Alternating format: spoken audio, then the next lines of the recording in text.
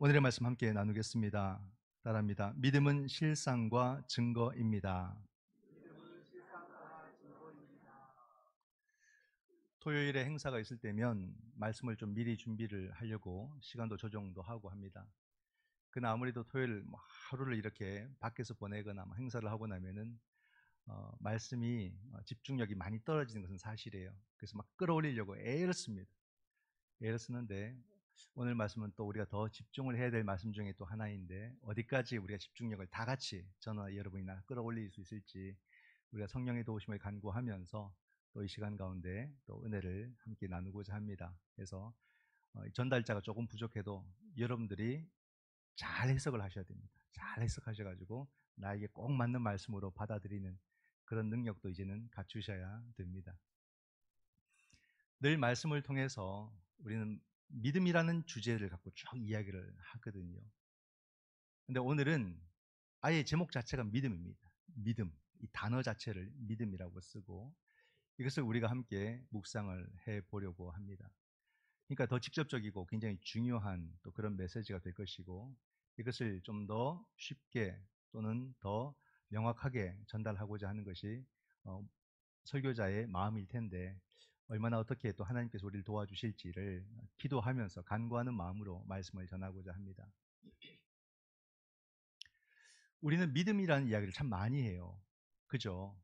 믿음이라는 단어를 많이 쓰고 해서 보면은 누구는 요즘 참 믿음이 많이 떨어진 것 같아, 그런 얘기를 하거나 누구는 정말 믿음이 좋다, 이런 얘기를 많이 하죠. 그리고 어떤 사람은 저 사람은 알고 보면 믿음이 아예 없어, 이렇게 표현하기도 하고, 그럴 때 막 긴장이 되고 속상하기도 하고 막 그런 마음들이 생기죠. 믿음은 그만큼 우리에게 중요한 것이고 각자가 나름의 그 믿음을 막 해석을 하려고 노력을 많이 합니다. 그만큼 믿음이라는 것이 우리에게 있어서 가장 중요한 언어다 하는 것을 우리의 삶의 모습을 통해서 충분히 경험해 볼 수가 있습니다. 성경의 모든 이야기도 사실 믿음의 이야기 아니겠습니까? 설교도 다 믿음의 이야기. 믿음의 이야기가 빠지면 더 이상 설교가 아니죠. 연설이거나 특강이거나 그런 말이 되는 거죠. 우리는 이 믿음의 이야기를 말씀을 통해서 항상 나누게 됩니다. 그래서 성경의 모든 이야기도 전부 다 믿음의 이야기. 예수님도 병을 고칠 때 뭐라고 말씀하십니까? 너의 믿음이 너를 구원하였느니라, 이렇게 말씀을 하시는 거예요. 믿음이 그만큼 중요한 겁니다. 또 믿음 하면은 대표적으로 딱 떠오르는 인물은 바울 아닙니까? 사도 바울도 율법에 대해서 믿음을 강조하고 믿음을 외쳤던 사람이 사도 바울이에요. 그래서 우리가 행함으로, 행위로 의를 얻는 것이 아니라 믿음으로 의를 얻는 것이다, 이 놀라운 이신칭의를 외치고 가르쳤던 분이 바로 사도 바울이죠. 이 말씀을 그대로 붙들고 종교개혁을 일으킨 사람이 있어요. 바로 루터 아닙니까? 루터가 비텐베르그 성당의 문에 반박문을 팍 박으면서 거기에 오직 믿음이라는 그런 주제를 딱 로마 교황청과 교황을 향해서 그렇게 반박문을 걸었던 역사를 우리는 압니다. 그런 가운데 탄생한 것이 바로 우리 개신교죠. 개혁교회가 딱 탄생을 했고, 그래서 우리는 무엇보다도 믿음을 중요하게 생각하는 공동체이다. 성경에서부터 우리 오늘의 일까지 전부 다 믿음의 역사로 쫙 오지 않았습니까? 그러니까 오늘 우리에게도 믿음이라는 주제는 너무나도 중요하다는 것을 우리는 똑같이 동일하게 인식을 해야 됩니다. 그런 가운데 오늘 본문이 바로 이 믿음이라는 것을 직접적으로 우리에게 설명을 해주고 있습니다. 11장 1절과 2절을 다시 보면, 믿음은 바라는 것들의 실상이요 보이지 않는 것들의 증거니 선진들이 이로써 증거를 얻었느니라. 너무 멋있는 말씀이에요. 근데 이 말씀은 짧지만 이렇게 한눈에 잘 안 들어옵니다. 정확하게 딱 보려니까 무슨 말씀인지 느낌은 좋은데 정확하게 해석이 잘 안 되는 말씀이 히브리서 11장 1절과 2절 말씀이죠. 이걸 간단히 한번 우리가 풀어보면 그런 겁니다. 믿음은 바라는 것들의 실상이다 라고 했어요. 이게 성경의 언어들이 있다 보니까 한 번에 선명하게 안 들어오는데, 믿음은 바라는 것들의 실상, 바라는 것은 우리가 원하는 것, 희망하는 것을 말하는 거예요. 그리고 실상은 원어로 보게 되면, 헬라어로 보게 되면 그것 바로 우리가 확신이라는 뜻을 갖고 있습니다. 확신. 그러면 어떤 말이 됩니까? 믿음은 우리가 희망하는 것들에 대해서 확신을 주는 겁니다. 확신을 줍니다. 우리가 바라고 희망하는 것은 지금 이루어지지 않은 것이에요. 지금 보이지 않는 것입니다. 그러니까 그것이 늘 우리에게는 희미하게 보이는 거예요. 그리고 의심이 될 때가 많습니다. 그렇기 때문에 그게 내가 이루어질지 안 이루어질지 초조하게 만들죠. 근데 그것에 대해서 확신을 가지게 되면 더 이상 이루어질까 말까 그런 고민을 안 하게 됩니다. 그냥 마음에 턱 믿어지는 거죠. 이게 믿음의 역할이라는 거예요. 우리가 희망하고 바라는 그 모든 것에 대해서 우리에게 확신을 주는 것은 믿음이다. 그리고 보이지 않는 것들의 증거다. 이건 문장 그대로 보시면 됩니다. 보이지 않는 것, 볼 수 없는 것에 대해서 그대로 증거해 준다. 헬라어로도 증거라고 합니다. 그럼 실상과 증거라는 것은 확실한 어떤 것 이런 걸 말하거든요. 그럼 이 문장 자체가 이렇게 됩니다. 믿음이라는 것은 바로 우리가 희망하는 것들을 확신하게 하는 가장 확실한 겁니다. 그 말이에요. 각자는 자신의 소신이 있고 지식이 있고 자기의 경험이 있어서 나름의 여러 가지 확신들을 할 수가 있어요. 그러나 그 확신은 모두가 함께 공유하는 확신은 아니에요. 확신을 가졌다가도 그 확신은 또 상황에 따라서 쉽게 꺾이거나 사라져버리는 그런 확신이 될 때도 많습니다. 그러나 우리 모두에게 맞아, 분명해 라고 확신을 주는 것은 바로 믿음이라는 거죠. 우린 믿음 안에서 우리 모두가 함께 희망하는 것에 대해서 보이지 않는 것들에 대해서도 충분히 확신할 수 있다 하게 만들어준다. 이게 바로 믿음이라는 겁니다. 믿음이 얼마나 놀라운 것인지 그 믿음의 세계를 우리는 경험하고 살아야 돼요. 성경이 말하는 그 믿음이라는 것을 내 삶을 통해서 충분히 경험하고 이해하면서 살아가는 것이 진정한 믿음의 삶이 된다는 거죠. 그렇게 볼 때 여러분, 그럼 믿음은 만사형통인가? 그렇게 우리가 생각을 해볼 수도 있거든요. 그러나 이렇게 우리가 신앙을 접근하는 것은 좋은 방법이 아닙니다. 이 놀랍고 거룩한 진리를 너무 단순화하는 작업은 우리에게 바람직한 방법이 아니에요. 이것은 우리가 흔히 말하는 그래 답이 뭔데? 바로 답을 얻고자 하는 그런 자세인데 이것은 진리를 대한 자세가 아니거든요. 여러분 우리가 답을 빨리 얻으려면 그런 말도 있습니다. 철학이나 신학에서는 질문으로 끝내라. 그런 답은 필요 없다는 겁니다. 크게 도움이 안 된다는 거예요. 차라리 질문하고 끝내는 게 낫다. 자기가 그 질문에 대해서 깊이 고민하면 이게 답이다라고 하지 않아도 그 사람은 충분히 그 답을 향해 가게 되어 있기 때문에 너무 쉽게 답을 구하지 말라는 겁니다. 만약에 믿음이 만사형통이다라고 하게 되면은 믿음이 어떻게 변질되냐면 율법이 율법주의가 된 것처럼 믿음이 믿음주의로 바뀌어 버리게 되는 거예요. 변질이 됩니다. 이전에 조엘 오스틴이라는 목사님이 쓴 책이 우리나라에서 엄청나게 많이 팔렸어요.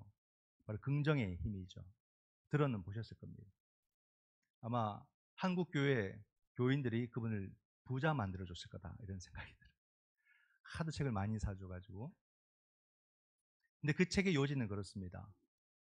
우리가 삶을 살아가다 보게 되면 삶에 많은 문제들이 있고 그럼 우리는 그 문제들을 두고 기도해야 된다는 거예요. 간절히 기도하고 중요한 것은 바로 그 한 기도에 대해서 긍정을 하라. 반드시 이루어진다고 긍정해라. 그러면 하나님께서 반드시 이루어 주신다.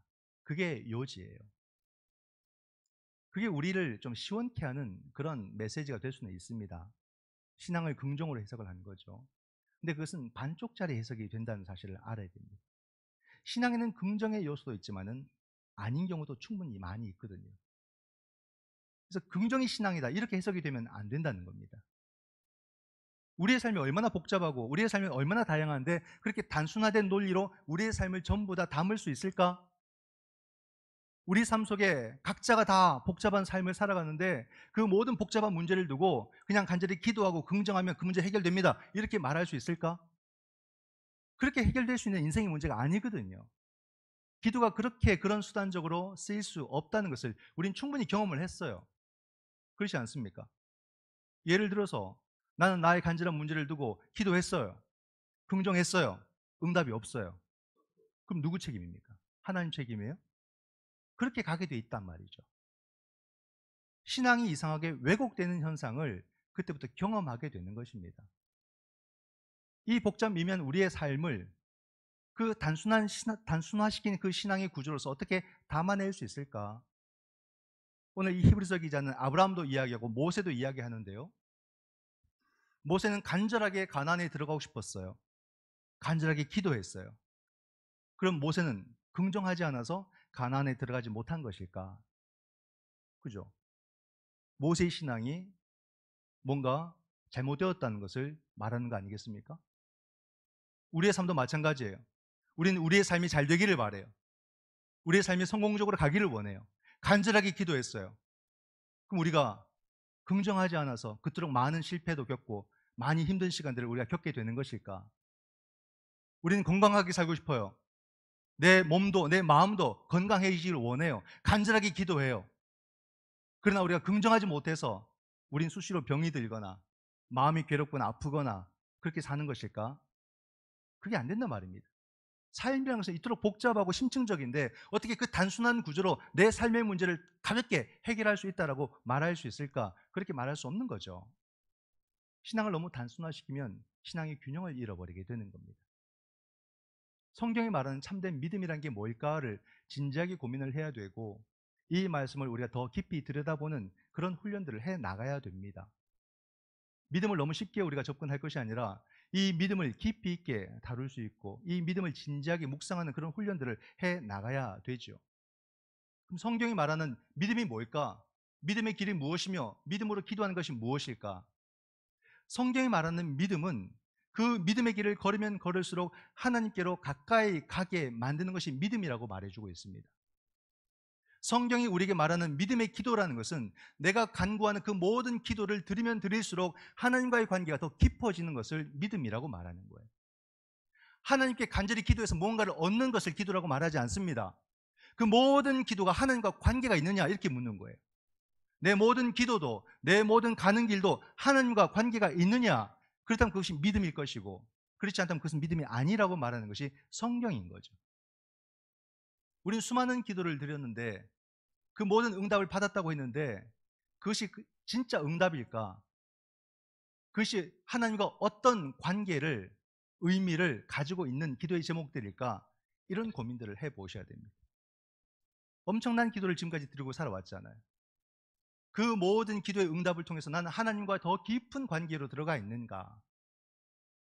달리 말한다면 내가 하나님의 부르심 속에 믿음으로 응답할 때에 비로소 내 기도의 응답들이 참된 의미로 내게 다가오기 시작하는 것을 경험하게 될 때 그게 바로 믿음의 기도였다는 것이 나타나게 되는 거죠.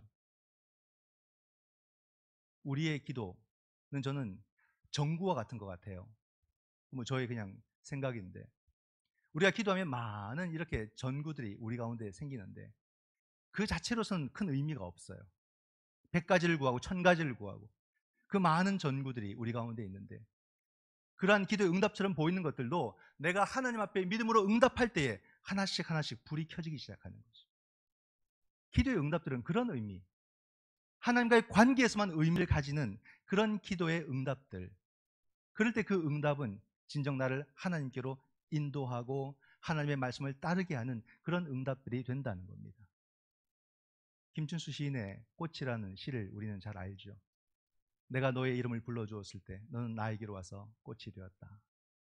이 시를 인용하면 내가 하나님의 부르심에 믿음으로 응답했을 때 나의 모든 기도는 비로소 나에게 꽃이 되었다. 모든 것이 하나님께로 나아가며 하나님과의 관계 속에 있느냐가 믿음의 이야기인 거예요. 이게 얼마나 놀라운 믿음의 세계인가, 이걸 우리가 분명하게 알아야 되죠. 아브라함도 그가 단순히 그냥 갈대우를 떠나서 가나안으로 간 것이 아니라 그가 하나님의 약속을 믿을 때에 비로소 하늘의 별처럼 바다의 모래처럼 하나님께서 하신 모든 약속이 실상이 되었다. 성경은 그렇게 말해주고, 사라가 이미 태가 다쳤지만 하나님의 약속을 믿을 때에 실상 이삭을 얻게 되었다라고 성경은 말해주는 것입니다. 우리의 모든 것이 하나님과의 만남과 하나님과의 관계 속에서만 다 의미를 가지게 되는 것, 이게 바로 믿음의 세계라는 것을 우리에게 말해주고 있는 것이거든요. 그러면 무엇이 인간적인 생각이고 무엇이 믿음의 생각일까? 무엇이 인간적인 기도이고 무엇이 믿음의 기도일까? 하나님과의 관계를 깊어지게 하는 그걸 우리가 쉽게 알 수 있을까요? 잘 구분이 안 됩니다. 이거다 저거다 이렇게 우리에게 단답 형식으로 나오지 않기 때문에 인생이 그렇습니다. 어렵습니다. 아브라함이 갈대아우를 떠나서 하나님께서 길을 가라고 했지만 그 길이 정말로 매 순간마다 하나님의 뜻이라는 선명한 인식이 있었을까? 성경을 보십시오. 없었어요. 그 여정이 늘 불안불안했거든요. 늘 막막하고 늘 안개와 같고 늘 답답한 그런 여정들이었어요. 안개 같은 삶의 모습이었던 거죠. 분명하게 이것이 하나님의 뜻이다, 하나님의 길이다, 하나님의 방법이다, 이것을 정확하게 아는 길은 인생에서 잘 없습니다. 저는 제가 의정부에 살 줄 꿈에도 몰랐습니다. 의정부에서 목회할 줄도 꿈에도 몰랐고 그런 계획도 없었습니다. 그럼 제가 의정부로 온 것이 나의 생각일까요? 하나님의 뜻일까요, 여러분? 이렇게 알 수 있는 게 아니잖아요. 그죠? 이거다 저거다. 그렇게 우리 인생은 그렇게 우리에게 제시하지 않습니다. 그럼 오늘의 말씀을 통해서 이것을 어떻게 알아갈 수 있을까? 우리가 하나님을 믿는 사람으로, 우리가 주일을 통해서 주께 예배드리는 사람들로서, 믿음의 사람들로서 내가 하나님의 말씀을 듣고 배우고 아는 그 모든 것을 가지고 내 삶을 힘써 고민하고 그 순간순간들을 믿음으로 선택한 나의 선택과 이 과정들을 우리가 의심하지 않는 것이 중요하다. 이것을 우리에게 말해주는 겁니다. 우린 이게 답이고 저게 답이다 이렇게 나와서 선택하고 가는 것이 아니라 매 순간 우리는 그냥 믿음으로 고민하고 믿음으로 기도하고 믿음으로 결단하는 거예요. 그럼 그것이 옳았는지 틀렸는지 정확하게 알 수 없지만 우리의 시간 속에서 돌아보게 되면 그 모든 것들이 옳은 선택임을 하나님께서 만들어 주셨다는 것을 알게 되는 거죠. 인생의 갈림길이 얼마나 많습니까? 여기까지 오기까지. 수많은 갈림길 속에서 우리는 수많은 선택들을 하고 여기까지 왔어요.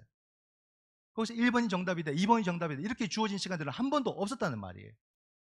그러나 그 속에서 부족하지만 연약하지만 내 믿음으로 최선을 다해서 선택하며 기도하며 눈물을 흘리며 여기까지 온 거예요.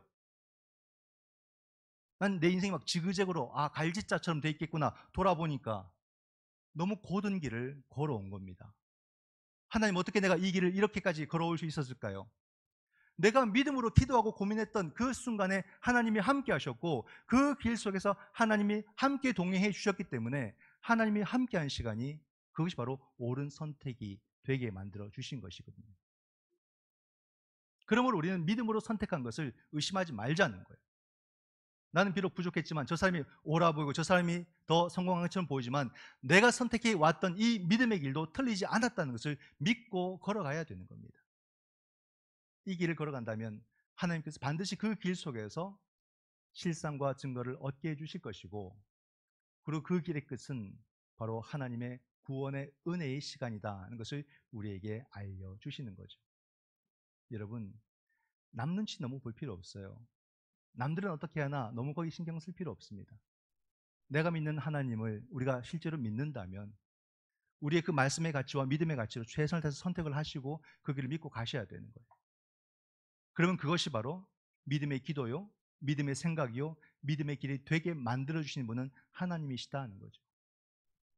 우리는 세상 사람들과 이미 다른 길을 선택한 사람들이에요. 우리는 세상 사람들과 다른 삶을 선택하고 이미 살아가는 인생들입니다. 달라야죠. 아브라함을 보세요. 그 당시에 고향을 떠난다는 것은 이미 자기 생명 내놓는단 말이에요. 그래서 이란에서부터 이렇게 그 초중달 지역을 떠납니다. 그 길이 하루하루가 알 수 없어요. 내일이 어떻게 될지를 몰라요. 그러나 그는 팔레스타인 가나안을 향해서 계속해서 나아가는 길입니다. 또 반대편에서는 저 이집트에서 모세가 그 백성들을 이끌고 또 어디로? 팔레스타인 가나안으로 하루하루 알 수 없는 길을 걸으면서 나아가는 거예요. 막상 힘차게 나아가서 광야로 나가보니까 너무너무 두려운 시간들이 기다리고 있죠. 그럼에도 믿음으로 매 순간순간들을 선택하면서 그 길을 걸어서 그들이 도달한 곳이 바로 가나안이 되었다는 것을 성경은 우리에게 말해주고 있습니다. 믿음으로 선택해서 걸어가는 그 모든 길들, 믿음으로 간구했던 그 모든 기도를 하나님께서 실상과 증거가 되게 만들어 주신다는 이야기잖아요. 그러므로 오늘날 우리가 무엇을 선택하고 살아가는 것이 진짜 바른 길을 걸어가는 것이냐는 겁니다. 그게 바로 믿음의 기도를 선택하고 믿음의 길을 선택하고 믿음의 삶을 선택하고 걸어가는 것이, 그것이 바로 바른 길이 될 수밖에 없다는 것을 성경이 말해주는 겁니다. 오늘날 너도 나 똑똑해가지고 눈치를 보면서 내가 무엇을 선점을 하고 얼마나 더 빨리 가야 성공한 인생을 살까, 다들 그렇게 눈을 크게 뜨고 살아갑니다. 그러나 그런 삶의 태도를 향해서는 우리가 주님께서 보여주시는 실상과 증거를 경험할 수 없고 그 길 속에서는 구원을 경험할 수 없다는 말이에요. 나는 어떤 삶을 살 것인가? 나는 어떤 결단을 할 것인가? 생각해 보십시오. 많은 사람들은 똑똑한 사람들을 부러워합니다. 나보다 더 똑똑하고 나보다 더 나은 사람들을 우리는 부러워하고 그런 삶을 선택하고 싶어 해요. 그러나 저는 여러분들에게 똑똑한 삶이 아니라 믿음의 삶을 선택하시기를 축원드립니다.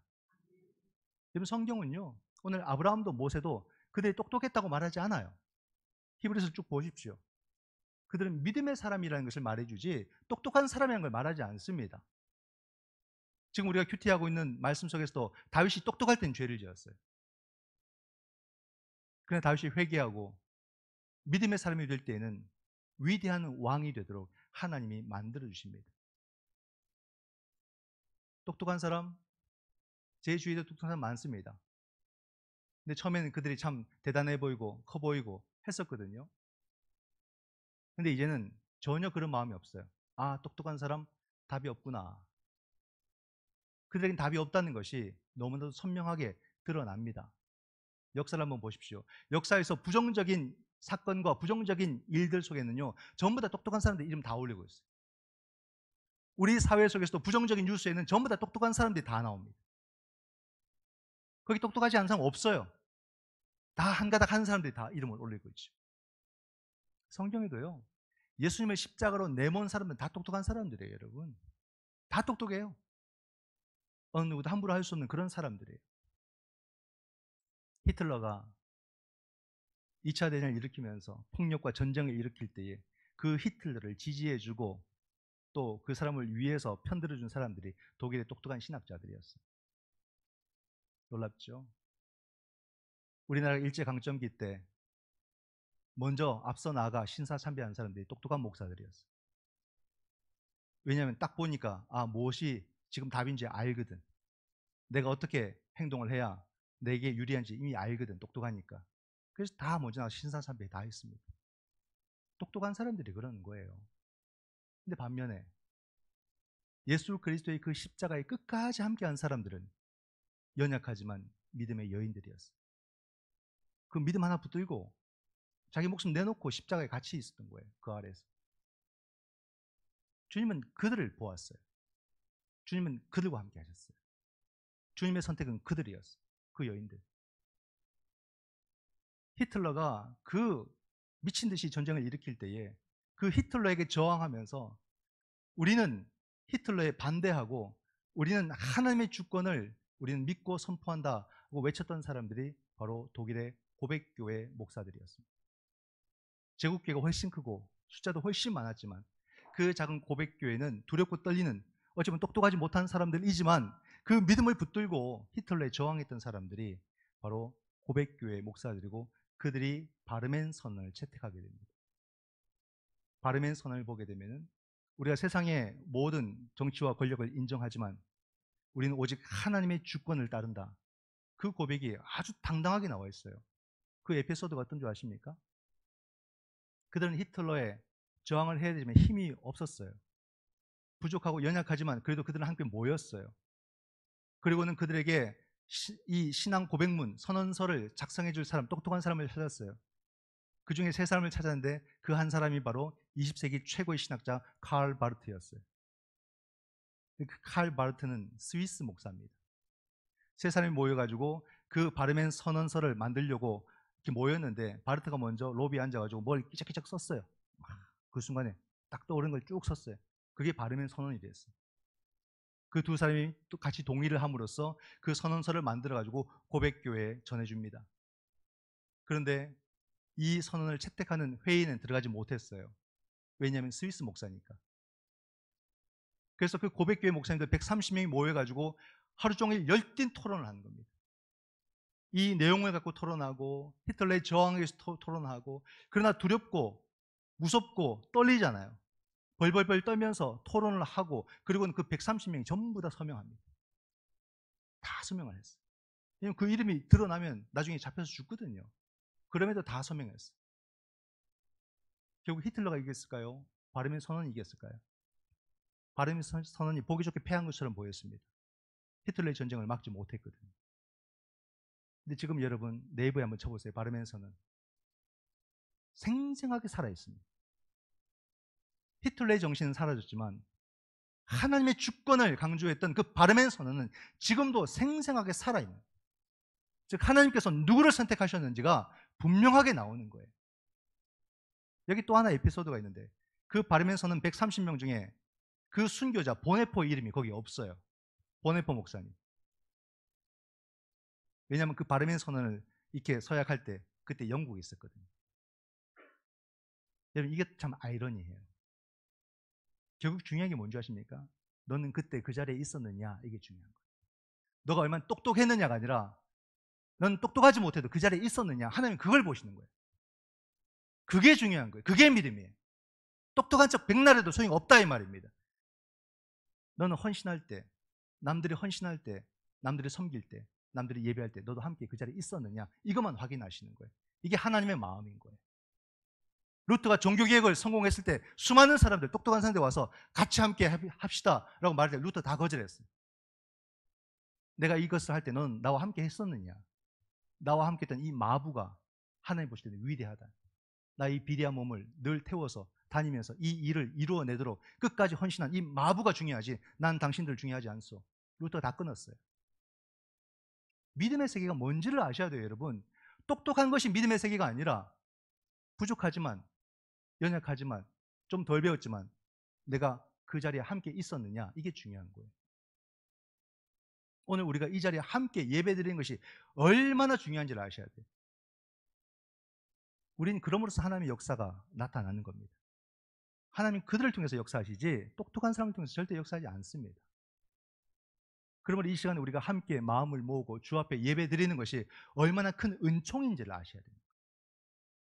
하나님은 우리를 귀하게 보시고 이 시간을 귀하게 보시고 이 모습을 통해서 하나님은 더 놀라운 하나님의 역사를 이루게 될 줄 믿습니다.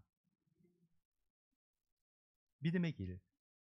믿음의 길이라는 게 뭘까? 너무 추상화시켰던 것이 우리들의 잘못이고, 우리의 순간순간들이 다 믿음의 현실들인데 그 믿음의 현실들을 그냥 멋있게 보이려고 했던 것, 이것도 우리의 잘못이고, 있는 그대로 우리가 믿음의 삶을 살려고 고민하고 노력하고 기도하고 눈물을 흘리는 것, 그것이 바로 하나님께로 가는 길이었고 하나님과의 관계가 깊어지는 길이었다는 것을 성경은 말해주고 있는 것이지요.